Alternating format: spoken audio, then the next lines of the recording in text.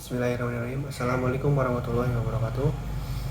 Perkenalkan, saya Bagian Rojanata dari program studi teknik sipil. Di sini saya akan menjelaskan mengenai tugas paper mengenai Pelabuhan Tanjung Perak di Kota Surabaya.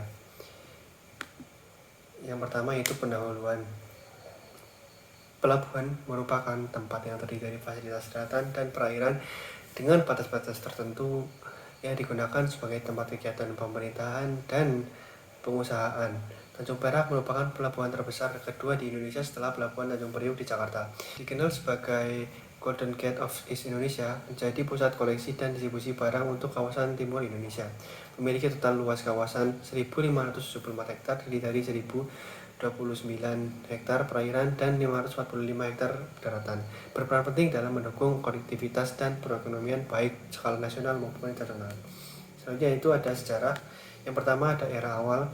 Di sini pada masa lalu kapal-kapal samudra membongkar dan membuat barang-barangnya melalui tongkang-tongkang dan perahu yang dapat mencapai Jembatan Merah yang berada di jantung kota Surabaya melalui Sungai Kalimas. Sehingga seiring waktu kebutuhan mendesak ini peningkatan lalu lintas yang perdagangan membuat fasilitas yang tidak ada lagi memadai. Kemudian pada tahun 1875, Insinyur W. Dijau merancang pembangunan pelabuhan Tanjung Perak agar kapal samudra dapat langsung bersandar tanpa bantuan kapal-kapal kecil. Namun rencana ini ditolak karena biaya yang cukup tinggi. Sehingga pada tahun 1910 pembangunan pelabuhan modern dimulai, memungkinkan kapal-kapal samudra untuk bersandar langsung di dermaga. Dan hingga masa kini menjadi salah satu pendorong utama perekonomian Jawa Timur dan seluruh kawasan timur Indonesia. Ternyata itu ada lokasi, status, dan karakteristik. Lokasi administratif berada di Kelurahan Perak Timur, Kecamatan Pabean, Cantian, Kota Surabaya, Jawa Timur. Letak geografis terletak pada koordinat 7 derajat 11 menit 55 detik lintang selatan dan 112 derajat 32 menit 22 detik bujur timur. Status dan jenis pelabuhan. Yang pertama itu status pelabuhan komersial, jenisnya pelabuhan umum, kelasnya pelabuhan utama. Kondisi perairan dengan kedalaman 12 meter di bawah permukaan laut, pelabuhan luar, dan 9,6 meter di bawah permukaan laut, yaitu pelabuhan dalam. Gelombang relatif tenang, maksimal 1,5 meter di ambang luar dan 0,5 meter di area tambat. Arusnya itu kecepatan maksimal 3 knot dengan arah yang berganti setiap 6 jam. Ya, selanjutnya itu ada alur pelayanan yang selanjutnya itu ada alur pelayanan dan pemanduan. Alur pelayanan barat merupakan alur pelayanan barat merupakan alur utama untuk memasuki pelabuhan Tanjung Perak yang panjangnya 25 mil laut, lebar 100 meter dengan kedalaman bervariasi antara 9,7 meter sampai 12 meter. ARP dilengkapi dengan 24 buoy dan stasiun pandu di Karang Jamuang yang siap melayani 24 jam. Alur lainnya itu ada pelayanan timur yang panjangnya 22 mil laut, lebar 100 meter dengan kedalaman antara 2,5 sampai 5 meter. ARP dilengkapi dengan 8 buoy.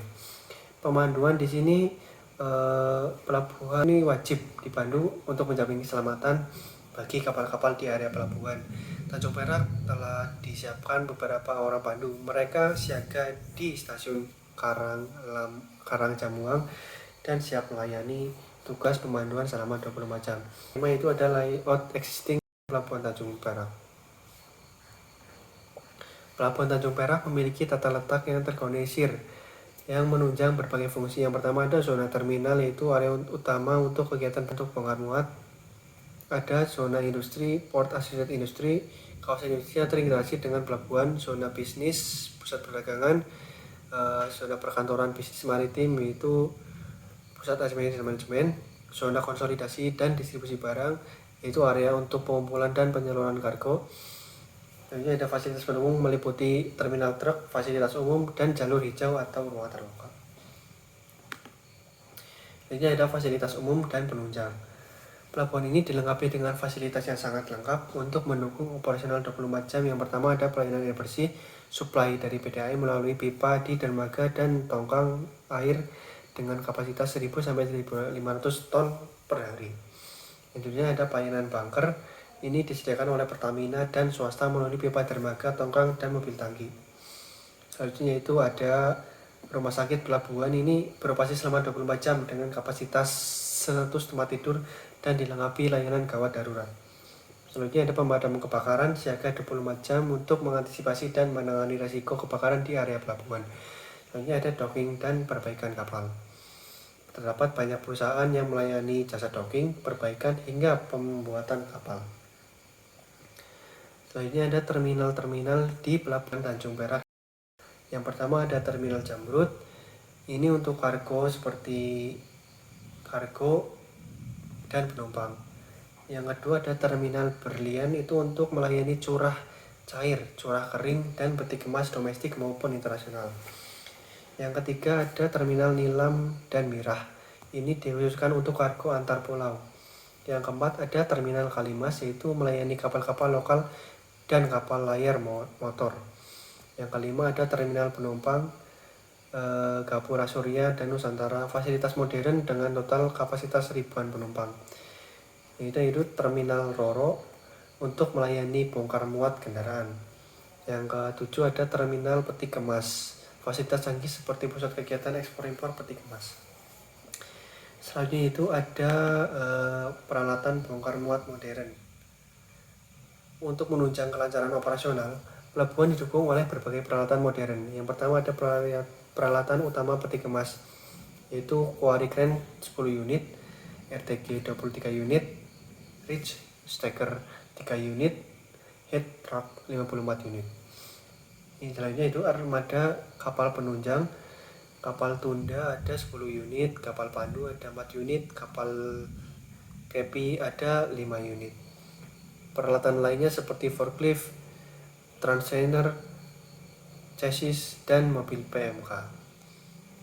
Yang selanjutnya yaitu ada manajemen dan kinerja operasional. Dikelola oleh PT Pelabuhan Indonesia Persero Regional 3 Pelabuhan Tanjung Perak, menunjukkan peningkatan efisiensi yang signifikan. Yang pertama itu ada peningkatan efisiensi port stay, yaitu waktu sandar. Kapal berhasil diturunkan dari 57,39 jam triwulan 1 pada tahun 2003 menjadi 48,88 jam pada triwulan 1 tahun 2024, atau turun 14,8%. Yang kedua ada peningkatan produktivitas bongkar muat. Produktivitas di Terminal Peti Kemas Surabaya mencapai 52 sampai 58 box per ship per hour, melampaui standar nasional yaitu 48 box per ship per hour.